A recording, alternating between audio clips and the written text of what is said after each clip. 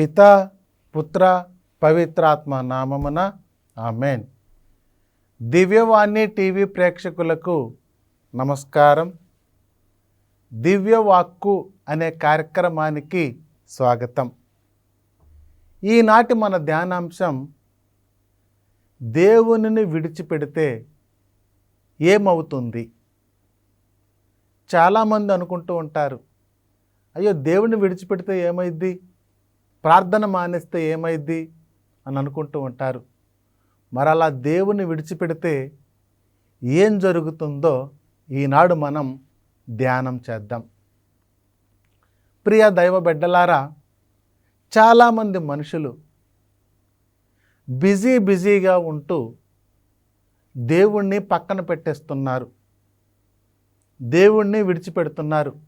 ఇంకా కొంతమంది దేవుడు మాకేం చేశాడు, నా జీవితంలో అన్నీ కష్టాలే, ఇక దేవుడు నాకేమీ చేయడు అని దేవుణ్ణి విడిచిపెడుతూ ఉన్నారు.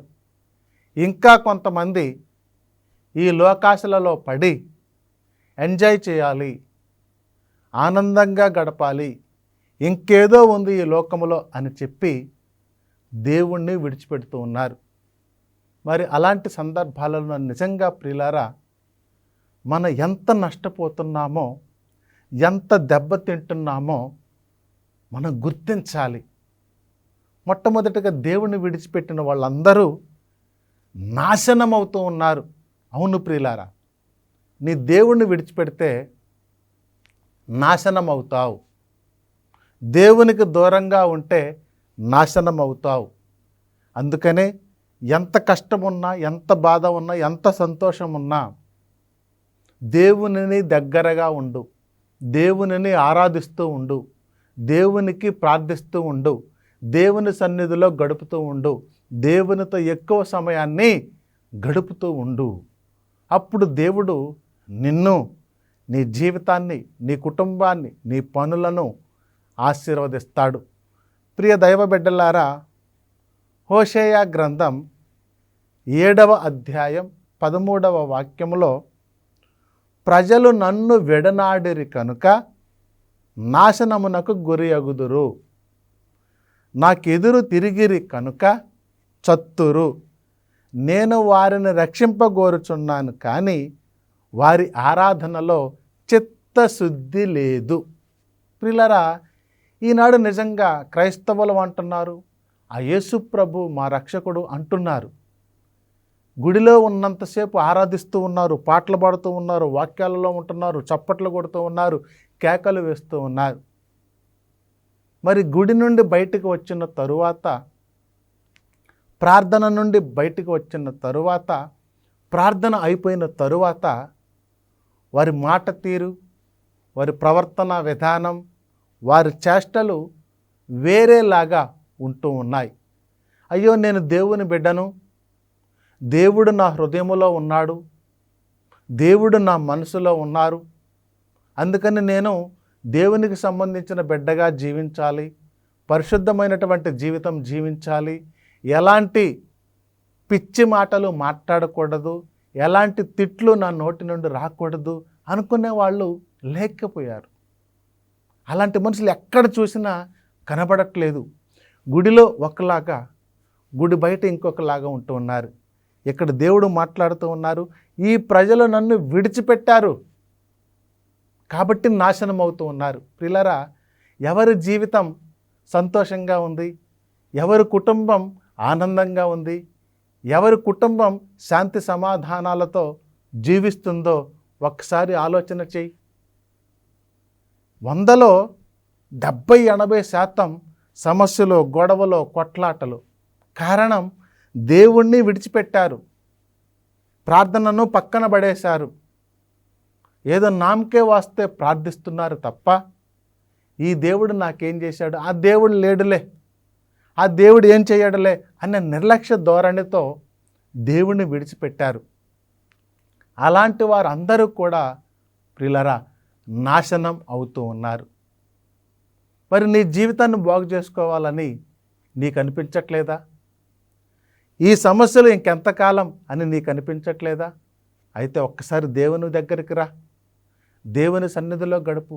ఎందుకని దేవుణ్ణి విడిచిపెట్టావు?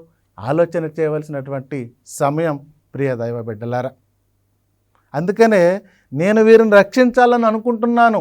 దేవుడు ఎప్పుడు కూడా ఈ లోకాన్ని రక్షించడానికే వచ్చారు, ఈ లోకాన్ని కాపాడటానికే వచ్చారు. ఈ లోకం అంటే మనుషులే. ఈ మనుషులను కాపాడటానికి వచ్చినటువంటి దేవుడు మనలను కాపాడాలి, మనల్ని రక్షించాలి, మనల్ని ఆదుకోవాలి అనుకుంటున్నాడు. కానీ మనలో చిత్తశుద్ధి లేదు, మన ఆరాధనలో మంచి మనసు లేదు.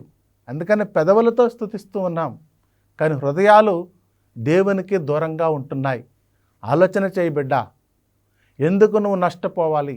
ఎందుకు నువ్వు నాశనం అవ్వాలి? ఎందుకు నీ జీవితాన్ని అర్ధాంతరంగా ముగించుకుంటున్నావు? ఆలోచన చేయి. కేవలం దేవుణ్ణి విడిచిపెట్టడం వల్లనే. దేవుడు నీ జీవితంలో ఉన్నాడా? దేవుడు నీ మాటలలో ఉన్నాడా? దేవుడు నీ క్రియలలో ఉన్నాడా? ఆలోచన చేయి బిడ్డ. దేవుడు ప్రశ్నిస్తూ ఉన్నాడు, ఇంకెంతకాలం నీకు ఈ శోధన? ఇంకెంతకాలం నీవు నన్ను విడిచిపెట్టి జీవిస్తావు? ఎకనైనా తిరిగిరా అని చెప్పి దేవుడు మాట్లాడుతూ ఉన్నాడు.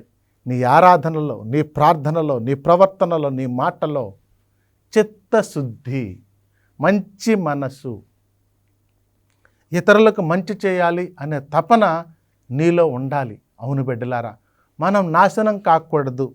అదేవిధంగా సామెతల గ్రంథం 1వ అధ్యాయం 32వ వాక్యములో, బుద్ధిహీనుల వెర్రి పనులు వారికి మరణము తెచ్చిపెట్టును. అవును బిడ్డలారా, తెలివిలేని జీవితాలు, బుద్ధి లేని జీవితాలు, మంచేదో చెడేదో తెలియని జీవితాలు, మన జీవితం ఎక్కడ ఉండాలో ఎక్కడ ఉండకూడదో ఆలోచన లేని జీవితాలు, అంటే వెర్రి పనులు చేస్తూ మనం మరణాన్ని తెచ్చిపెట్టుకుంటున్నాం. మనం చేసే క్రియలే మనకు మరణాన్ని తీసుకొస్తున్నాయి. మనం చేసే పనులే మనకు శాపాలు తీసుకొస్తున్నాయి. మనం చేసే చేష్టలు మనలను దేవుని నుండి దూరంగా నెట్టివేస్తున్నాయి. ప్రియులారా, మనందరికీ తెలుసు, మరి దేవుడు రక్షించడానికే వచ్చాడు, నన్ను ఎందుకు వదిలేశాడు అని అనుకుంటున్నావు. కానీ నీలో ఉన్నటువంటి తప్పులను సరి చేసుకునే ప్రయత్నం నువ్వు చేయట్లేదు ప్రియులారా. వెర్రి పనులు, పిచ్చి చేష్టలు, పనికిరాని క్రియలు అన్నీ చేస్తూ మన బాధలు మనమే కొని తెచ్చుకుంటున్నాం. అందుకనే దేవుణ్ణి ఎప్పుడు కూడా విడిచిపెట్టొద్దు ప్రియులారా. విడిచిపెడితే క్లియర్గా వాక్యం మాట్లాడుతూ ఉంది, నువ్వు నాశనం అవుతావు అని దేవుని యొక్క వాక్యం క్లియర్గా మనకు తేట తెల్లము చేస్తూ ఉంది ప్రియులారా. అందుకనే మనం చేసే క్రియలు మనలను దేవుని నుండి దూరంగా నెట్టివేస్తున్నాయి. కాబట్టి ఎప్పుడు కూడా దేవుని యొక్క రెక్కల నీడలో అందుబాటులో ఉండాలి దేవునికి. అవును ప్రియులారా, ఇర్మియా గ్రంథం 2వ అధ్యాయం 19వ వాక్యం, మీ పాపమే మిమ్ము శిక్షించును, నన్ను విడనాటుట వలన మీరు చివాట్లు తెచ్చుకొందురు, మీరు మీ దేవుడైన నన్ను పరిత్యజించుట వల్ల, నన్ను నిర్లక్ష్యం చేయటం వల్ల ఎట్టి కీడు శ్రమ తెచ్చుకొందురో ఊహింపుడు. ప్రియులారా, మనము ప్రమాదం అంచులలో ఉన్నాం. కారణం ఇదే. మొట్టమొదటిగా మనం చేసినటువంటి పాపం మనలను శిక్షిస్తూ ఉంది, మనలను శాపానికి గురి చేస్తూ ఉంది ప్రియులారా, మనలను మరణానికి అప్పజెపుతూ ఉంది. పాపానికి వేతనం మరణం. మరి పాపము చేసి శిక్షలు తెచ్చుకుంటున్నావు. దేవునికి విరుద్ధంగా జీవించడం పాపం, దేవుణ్ణి విడిచిపెట్టడం పాపం, దేవునితో పాటు గడపడం ఆశీర్వాదం బిడ్డలారా. అందుకనే మీరు నన్ను విడిచిపెట్టారు కాబట్టి మీకు శ్రమలు, అవమానాలు, నిందలు అని దేవుడు ఒక వాక్యం తెలియజేస్తూ ఉంది. మీరు కొందరు నన్ను పరిత్యజించటం వల్ల, నన్ను నిర్లక్ష్యం చేయటం వల్ల, చూసారా, దేవుణ్ణి నిర్లక్ష్యం చేస్తున్నాం. దైవిక కార్యాలు నిర్లక్ష్యం చేస్తూ ఉన్నారు, దేవుణ్ణి నిర్లక్ష్యం చేస్తూ ఉన్నాడు. ఏం కాదు అనే ఒక్క మాట నీ జీవితాన్ని ఎక్కడికో తీసుకుని వెళుతుంది ప్రియులారా. ఏం కాదులే, దేవుడు చూడట్లేదులే, దేవుడు లేడులే అనే మాట నిన్ను మరణం అంచుల వరకు తీసుకుని వెళుతుంది, మరణానికి పట్టిస్తుంది. మరి అలాంటి క్రియలు చేసి ఎందుకు నాశనమవుతావు? ఎందుకు దేవుని శిక్షకు గురి అవుతావు? ఎకనైనా మారమంటుంది కదా వాక్యం. అవును ప్రియులరా, ఇదిగో నన్ను నిర్లక్ష్యం చేస్తున్నావు, నన్ను వదిలేస్తున్నావు, నువ్వు ఎలాంటి ప్రమాదంలో ఉన్నావో ఊహించుకో అంటుంది వాక్యం. ఇర్మియా 2:19. అవును ప్రియులారా, నిజంగా మనం ఎంతో శ్రమ పడుతున్నాం, జీవితాలు ఎంతో కష్టపడుతున్నాం, ఎంతో వేదన అనుభవిస్తున్నాం, ఎన్నో నిందలు పడుతూ ఉన్నాం, ఎన్నో అవమానాలకు గురి అవుతున్నావు. కారణం ఒక్కటే, దేవుణ్ణి విడిచిపెట్టావు. దేవుడు నాకేం చేశాడు అనుకుంటున్నావు? ప్రియులారా, నీవు లేవగానే నిన్ను జీవంతో ప్రాణంతో లేపాడు దేవుడు. ఆ ఒక్క ఆశీర్వాదమే ఎంతో గొప్ప ఆశీర్వాదం. ఇదిగో నేను మంచిగానే ఉంటున్నాను, కానీ క్రియలలో కనపడట్లేదు. ఇదిగో నేను ప్రేమిస్తున్నాను, క్రియలు లేని ప్రేమ, క్రియలు లేని విశ్వాసం వ్యర్థం. కాబట్టి ఇకనైనా దేవునికి దగ్గర అవ్వాలి, దేవునితో పాటు గడపాలి, దేవునితో పాటు జీవించాలి. అవును ప్రియులారా, నీ జీవితం దేవునికి ఎంత దగ్గరగా ఉంటే అంత రక్షణ. మరి పిల్లలు తల్లిని వదిలేస్తే, పాలు తాగే పిల్లలు తల్లిని వదిలేస్తే మరి వారి జీవితం, వారి ఆకలి ఎలా తీరుతుంది? అలాగే మనం కూడా మన దేవుడైనటువంటి, మన లోకరక్షకుడైనటువంటి క్రీస్తు ప్రభువును మనం వదిలేస్తే, ఇదిగో దేవుడు మనలను ఎలా కాపాడుతాడు? మనలను పోషించే దేవుణ్ణి విడిచిపెడితే, ఆ చిన్నపిల్లలు కూడా పాలు త్రాగే తల్లిని విడిచిపెడితే, పాలు తాగే తల్లికి దూరంగా ఉంటే వారికి ఎంతో శ్రమ, ఎంతో అనర్థం, ఎంతో వేదన, ఎంతో బాధ. మరి ఆ తల్లి దగ్గర ఉన్నప్పుడు ఎంతో సంబరపడతారు. ఆ తల్లి పాలు తాగుతున్నప్పుడు ఎంతో ఆరోగ్యం, ఎంతో పోషణ అందుతుంది వాళ్ళకి. మనం కూడా మనలను రక్షించే దేవునికి దూరంగా ఉంటే, మనలను కాపాడే దేవుణ్ణి విడిచిపెడితే మన జీవితం మరణం, మన జీవితం శ్రమపాలు, మన జీవితం నాశనం. కాబట్టి ప్రియులారా, మన జీవితంలో దేవుణ్ణి అంటిపెట్టుకొని ఉండు.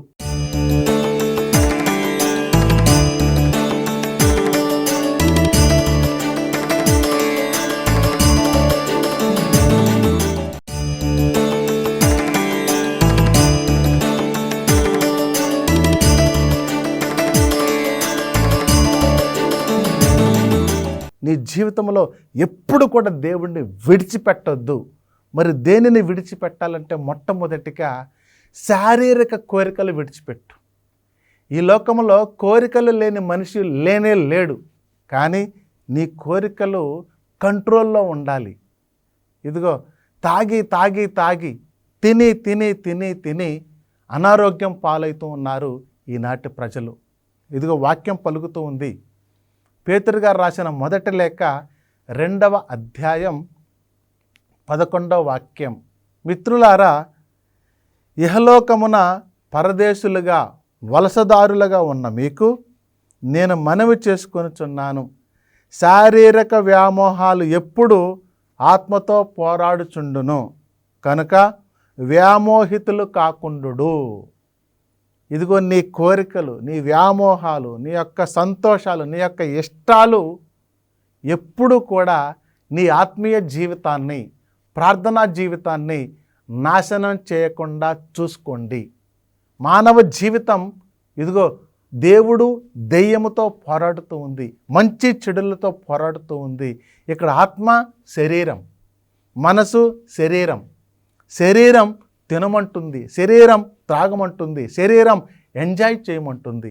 కానీ ఆత్మ అవన్నీ నష్టం, అవన్నీ ప్రమాదం, అవన్నీ కూడా నిన్ను నాశనం చేసేయే. కాబట్టి ప్రియులారా, ఇదిగో మొట్టమొదటిగా నీవు త్రాగుడనే అలవాటు నేర్చుకొని తాగి తాగి తాగి తాగి ఇక డాక్టర్ల చేత కూడా కాని పరిస్థితికి నిన్ను తీసుకొచ్చింది ఎవరు? నీ కోరిక, త్రాగుడనే వ్యసనం. ఇంకా చాలామంది వ్యభిచారం చేసి చేసి ఇదిగో మరణానికి దగ్గరైన వాళ్ళు ఉన్నారు. ఈ లోకములో సంతోషం కోసం, ఈ లోకములో ఆనందం కోసం, శారీరకమైనటువంటి క్రియల కోసం ఆరాటపడుతూ నీ యొక్క పరిశుద్ధమైనటువంటి జీవితం, నీ యొక్క ఉన్నతమైనటువంటి జీవితం, దేవుడు ఏ ప్రణాళిక అయితే కలిగి ఉన్నాడో అలాంటి ప్రణాళిక నెరవేర్చుకోలేని జీవితం ఇదిగో శారీరక క్రియల వల్ల చెడిపోతుంది బిడ్డ. కాబట్టి నీవు మొట్టమొదటిగా శారీరక క్రియలను విడిచిపెట్టు. ఇక నేను త్రాగను, ఇక నేను వ్యభిచారం జోలికి వెళ్ళను, ఇక ఈ లోక వ్యామోహాల జోలికి నేను వెళ్ళను అని దేవుని దగ్గర కూర్చొని పట్టుబట్టి ప్రార్థన చేయి. తప్పకుండా దేవుడు నీకు సహాయం చేస్తాడు ప్రియ దైవ బిడ్డలారా. అదేవిధంగా తిమోతికి రాసిన మొదటి లేఖ 4వ అధ్యాయం 7వ వాక్యములో ముసలమ్మ చెప్పే అయోగ్యమైన గాథలకు దూరంగా ఉండుము, పవిత్ర జీవితం అభ్యసించుము. ప్రియులారా, మొట్టమొదటిది శారీరక క్రియలు, శారీరక వ్యామోహాలు విడిచిపెట్టాలి. రెండవది ముసలమ్మ ముచ్చట్లు. ఒక ఇద్దరు వ్యక్తులు కలిశారు అంటే మూడో వాళ్ళ గురించి మాట్లాడుకోవడమే, వాళ్ళ జీవితాన్ని ఆరిపోసుకోవడమే, వాళ్ళ కుటుంబాన్ని నాశనం చేయడమే, నవ్వుల పాలు చేయడమే, అవమానాల పాలు చేయడమే. ఇక్కడ వాక్యం క్లియర్గా చెప్తుంది, అలాంటి ముచ్చట్లకు దూరంగా ఉండు, పవిత్రమైనటువంటి జీవితం అభ్యసించు, నేర్చుకో. దేవునిలో పరిశుద్ధంగా ఉండాలి, దేవునిలో క్రమశిక్షణ కలిగి ఉండాలి, పరిశుద్ధమైనటువంటి జీవితం జీవించాలి తప్ప ఇదిగో వాళ్ళ మాటలు విని, వీళ్ళ మాటలు విని, ఆ చెప్పుడు మాటలు విని, ఈ చెప్పుడు మాటలు విని ముసలమ్మ ముచ్చట్లకు దూరంగా ఉండంటుంది వాక్యం. అవును ప్రియులారా, నీ జీవితాన్ని, నీ చెవులను, నీ ఆలోచన నీవు వాళ్ళకి అప్పగించకు. వాళ్ళు చెప్పే మాటలు నీవు వినొద్దు. వారికి ఎంత దూరంగా ఉంటే అంత మంచిది. ప్రియులారా, మాట్లాడాలని ఉంది, దేవునితో మాట్లాడాలని ఉన్న సమయం ప్రార్థనలో గడుపు, అంతే తప్ప ఆ ముచ్చట్లు, పనికిరాని ముచ్చట్లు. అందుకనే ఇదిగో ఎక్కువసేపు మాట్లాడుతూ ఉంటారు, ఎక్కువసేపు వాగుతూ ఉంటారు. ఆ వాగేదంతా, మాట్లాడేదంతా మూడో మనిషి గురించే, వేరే వాళ్ళ గురించే. అంతే తప్ప పనికొచ్చే మాటలు ఒక్కటి కూడా మాట్లాడరు. అందుకని దేవుడు ఈ పనికిరాని మాటలు పక్కన పెట్టండి, ముసలమ్మ ముచ్చట్లకు దూరంగా ఉండండి, అప్పుడు నీకు రక్షణ, అప్పుడు నీకు ఆశీర్వాదం అని దేవుడు మనకు క్లియర్గా తేట తెల్లము చేస్తూ ఉన్నాడు. అదేవిధంగా ప్రియులారా, రోమాపత్రిక 13వ అధ్యాయం 12వ వాక్యం, రాత్రి ముగియ వచ్చినది, పగలు సమీపించినది, చీకటికి చెందిన పనులను మనము ఇక మానివేయుదము. మూడవ విషయం, చీకటికి చెందిన పనులు విడిచిపెట్టు. ప్రియులారా, మంచి చెడు ఎలాగో పగలు రాత్రి అలాగే. ఈనాడు మనం ఈ వాక్యం వింటున్నప్పుడు ఇదిగో నేను పరిశుద్ధంగా ఉండాలి, నేను దేవుణ్ణి విడిచిపెట్టకూడదు, లోక వ్యామోహాలకు నేను దూరంగా ఉండాలి, పాపాన్ని విడిచిపెట్టాలి అని ఒక నిర్ణయం తీసుకున్నావు ఇప్పుడే అంటే పగలు వచ్చేసింది మన జీవితంలో, దేవుని యొక్క రాజ్యం వచ్చేసింది నీలో, దేవుడు పని చేస్తూ ఉన్నాడు నీలో. మరి ఇకనైనా మరలా ఆ రాత్రికి చెందిన బిడ్డలుగా, అంటే ప్రియులారా, రాత్రి అనేది పాపానికి, చీకటికి, సైతానుకు గుర్తు. మరి పగలు పరిశుద్ధతకు, వెలుగుకు, దేవునికి గుర్తుగా ఉన్నది. కాబట్టి ఈ లోకములో క్లియర్గా దేవుడు మనలను గమనిస్తూ ఉన్నాడు. నువ్వు చెడు పనులు చేస్తున్నావా, మంచి పనులు చేస్తూ ఉన్నావా, చీకటికి చెందిన పనులు చేస్తున్నావా? ఈ పైన చెప్పుకున్న పనులన్నీ కూడా చీకటికి చెందిన పనులే. కాబట్టి ప్రియులారా, రాత్రి ముగియ వచ్చినది, పగలు సమీపిస్తూ ఉంది. నువ్వు సిద్ధపడు, నువ్వు ఆరాటపడు, నువ్వు పరిగెత్తు. ప్రభువా, ఇక నుంచి నేను నిన్నెప్పుడూ విడిచిపెట్టను, ఈ లోక వ్యామోహాలు విడిచిపెడతాను. మరి ఆనాడు సమరయ స్త్రీ ఇక నేను పాపం జోలికి వెళ్ళను అంది, వెళ్ళలేదు కూడా. ఆమె జీవితంలో పగలు వచ్చేసింది, ఆమె జీవితంలో ప్రభువు వచ్చేసాడు, ఆమె జీవితంలో దైవరాజ్యం ఉంది, ఆమె జీవితంలో చీకటి ముగిసిపోయింది, పాపం ఇక లేదు ఆమె జీవితంలో, పరిశుద్ధమైనటువంటి జీవితం. ప్రియులారా, ఈనాడు మనందరి గురించి దేవుడు ఆశపడుతూ ఉన్నాడు. అలాంటి మారు మనసు కావాలి, అలాంటి గొప్ప జీవితం మనకు కావాలి. రాత్రికి చెందిన క్రియలు ఈరోజే విడిచిపెడదాం. తోటివారి గురించి తప్పుగా మాట్లాడే ఆలోచన విడిచిపెడదాం. ఒకరిని ఏలెత్తి చూపించే ఆలోచన విడిచిపెడదాం. ఇదిగో నేను త్రాగాలి, తిరగాలి, ఎంజాయ్ చేయాలి, ఈ ఆలోచనలన్నీ విడిచిపెడదాం. ఇదిగో నిజమైనటువంటి రక్షణ, నిజమైనటువంటి ఆశీర్వాదం, ఆ కాపుదల దేవుని దగ్గర మాత్రమే ఉంది ప్రియులారా. మరి దేవుని దగ్గరగా ఉండి, దేవునితో పాటు ఉండి, ప్రార్థనలో గడిపి తమ జీవితాన్ని ఎంతోమంది మార్చుకుంటూ ఉన్నారు. ప్రియ సహోదరి, ప్రియ సహోదరుడా, ఇదిగో సాక్ష్యాలు చాలా ఉన్నాయి. నిన్నటి వరకు తాగుబోతుగా ఉన్నాడు, ఈనాడు పరిశుద్ధమైనటువంటి జీవితం, ప్రార్థనా జీవితం కలిగి ఉన్నాడు. కారణం ఇదిగో ఈ లోక వ్యామోహాలు విడిచిపెట్టి నేను ప్రభువుతో మాత్రమే గడుపుతానని ఉన్నతమైనటువంటి నిర్ణయం తీసుకున్నటువంటి బిడ్డ. మరి అలాంటి జీవితంలో ఎన్నో ఆశీర్వాదాలు, ఎన్నో గొప్ప మేలులు. పిల్లరా, మనందరి ఎడల దేవుడు ఒక ప్రణాళిక కలిగి ఉన్నాడు. ఆ ప్రణాళిక మన జీవితంలో నెరవేరాలంటే, దేవుని యొక్క చిత్తం మన జీవితంలో జరగాలంటే, మన జీవితాన్ని పూర్తిగా దేవునికి సమర్పించుకుందాం. ఈనాడు మనకు అవసరం దేవుడు, ఈనాడు మనకి రక్షణ దేవుడు. మరి అలాంటి దేవుణ్ణి విడిచిపెట్టి నువ్వు ఎంత దూరం వెళ్ళగలవు? ఎంతకాలం ఈ లోకములో జీవించగలవు? ఆలోచన చేయి ప్రియ దైవ బిడ్డలారా. అందరం కూడా చిత్తశుద్ధి లేకుండా ఈ లోక వ్యామోహాలు అంటే మన హృదయాలు ఈ లోకములో ఉన్నాయి, పెదవులు మాత్రం దేవుణ్ణి స్తుతిస్తూ ఉన్నాయి, దేవుణ్ణి ఆరాధిస్తూ ఉన్నాయి. గుడిలో ఉన్నంతసేపు ఒకలా ఉంటున్నాం, గుడి బయట ఇంకొకలాగా ఉంటున్నావు. మరి ఇలా జీవించినప్పుడు ఇదిగో దేవుణ్ణి విడిచిపెట్టినట్లే. నువ్వు ఎక్కడ ఉన్నా ఇదిగో మంచి జీవితం, మంచి మాట, మంచి ఆలోచన, చిత్తశుద్ధి కలిగి ఉంటే తప్పకుండా దేవుడు నిన్ను, నీ కుటుంబాన్ని కూడా కాపాడడానికి ఆయన సిద్ధం. ప్రియ దైవ బిడ్డలారా, కాబట్టి దేవుడు మనకు నేర్పిస్తూ ఉన్నాడు.